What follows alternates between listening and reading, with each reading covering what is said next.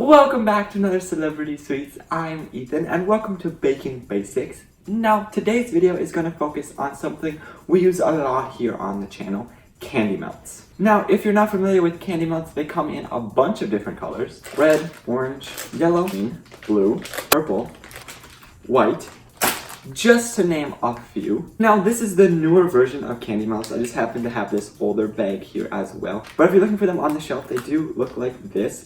They'll also say candy melts on them. And I think Wilton is the only one that makes candy melts. I might be wrong, but I'm pretty sure I've only seen Wilton candy melts. As you can tell, they come in a bunch of different colors, and these aren't even all of them. Like, there's so many more. There's pinks and lighter shades of all of these colors. There's also different candy melts that are flavored, so when you melt them down, they're gonna taste like whatever it's flavored to be. There's like strawberry, and I think I saw like, I can't remember what it was, but there's like a chocolate or like a salted caramel one, something like that, which will add flavor to whatever you're adding them to. However, the basic candy melt is kind of most closely related to like chocolate in the sense that it would melt down and then harden.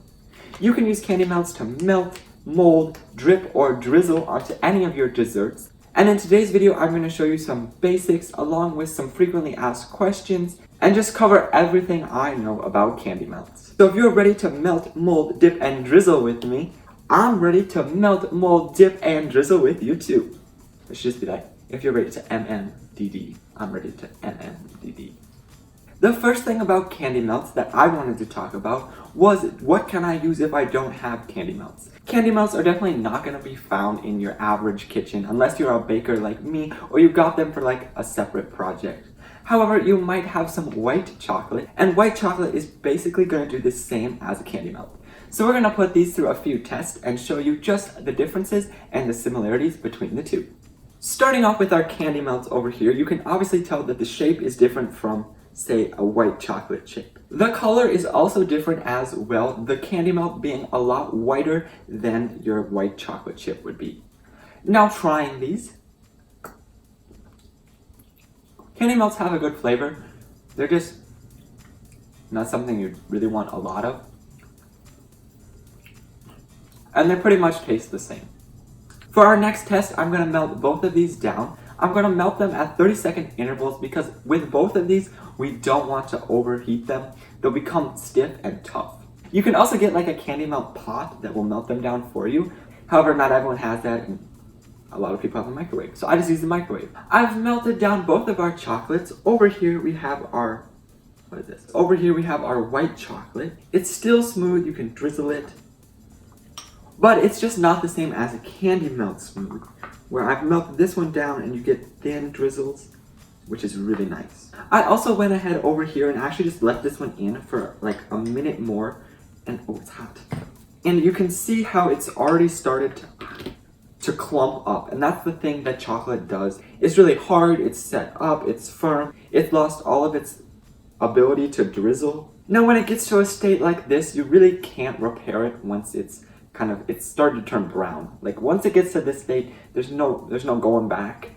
So you do have to carefully watch it and just know your microwave. However, if you were to say go over like 30 seconds or 15 seconds, there is one thing you can do, and that is to add a little bit of vegetable shortening, or I like to use coconut oil. And sometimes that will help to bring in those oils back into the chocolate, and you'll just start to reintroduce it, and it'll become smooth again. And that's kind of what we're going to do right now with this second kind of question, is can I color candy melts? And the answer is yes, you can color candy melts with food coloring you have. However, you will need some coconut oil or some shortening. I'm going to add 2 drops to each one. Now this is a liquid-based food coloring, and you can definitely start to see the difference when you introduce a liquid color or any liquid to a chocolate. You can see now it's kind of just stuck there. The candy melts have the same effect, honestly, probably even more so than the chocolate. You can tell like this is not even moving. Like, let's see.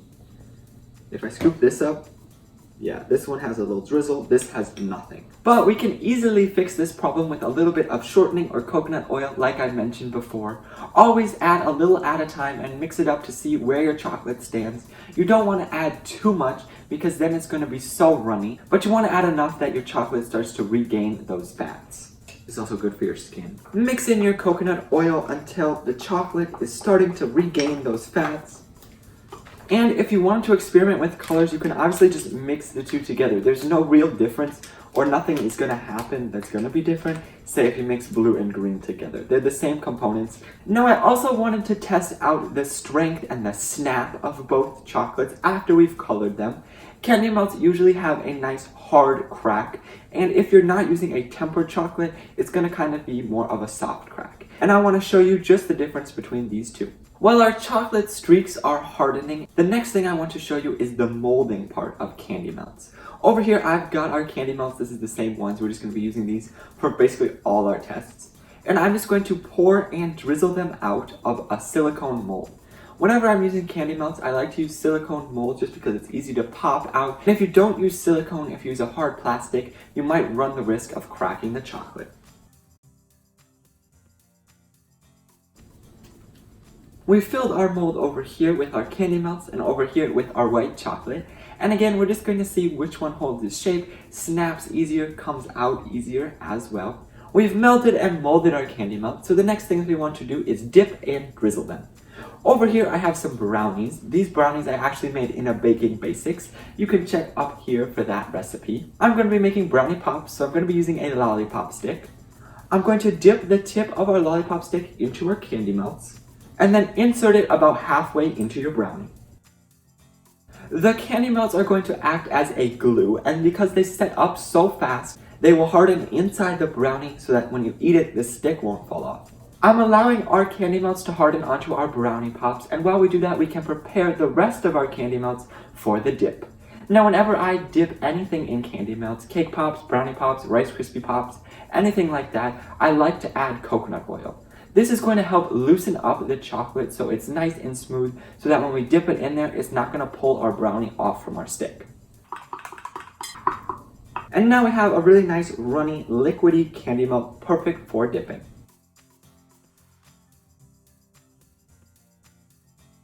While your candy melts are still wet and haven't hardened, you can decorate them with whatever you'd like. I'm going to sprinkle on a few sprinkles. Our candy melts have hardened on our brownies that we dipped, and now we can drizzle them.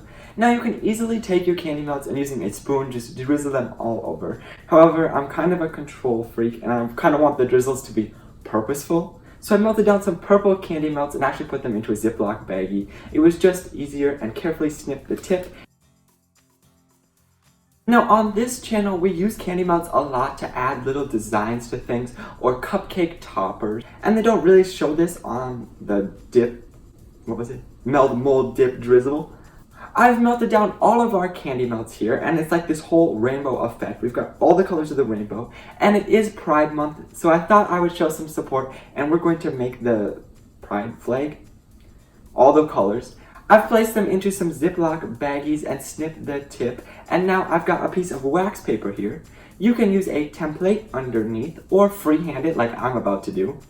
And I'm just going to pipe red, orange, yellow, green, blue, and purple rectangles to represent the flag. Our candy melts have hardened on our wax paper. I carefully removed them, and now we can place them into our cupcakes or whatever dessert you're adding your decoration to.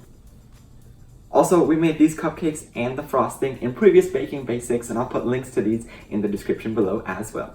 Now, I did want to go back to the first test that we did with the candy melts and the white chocolate. Right here is the white chocolate, and you can see I've just been holding it and it's already starting to melt. And what I was talking about with that soft crack is like it's not hard, it's melting in my fingers. This is why candy melts are oftentimes better than white chocolate. And here we have them, our treats that we made today using a bunch of different candy melt techniques. We melted them down, molded them, dipped them, drizzled them, and piped them, the P, so MMDDP. We made brownie pops using the dip and drizzle method. And then over here we have the piping of the candy melts in the form of a cupcake topper. Candy melts are one of my favorite things to use when baking. They're very simple. There are also many different uses for them, and that's why I think I like them. If you happen to make anything using candy melts, please share with me on Instagram or Twitter. And if you have any other requests for another celebrity sweets, please leave it down in the comments below. Also, don't forget to share this video with someone who wants some candy melt techniques or needs to learn how to use candy melts or just wants some ideas. This is the video. And until next time, try some candy melts. I hope you enjoyed today's video. If you did, let me know by hitting that like button down below. And while you're at it, subscribe. You can do that by clicking this cute little donut right here. If you're looking for more content, up here's my latest video, and down here's what YouTube thinks you should watch. That's all for today. I will see you guys in the next video.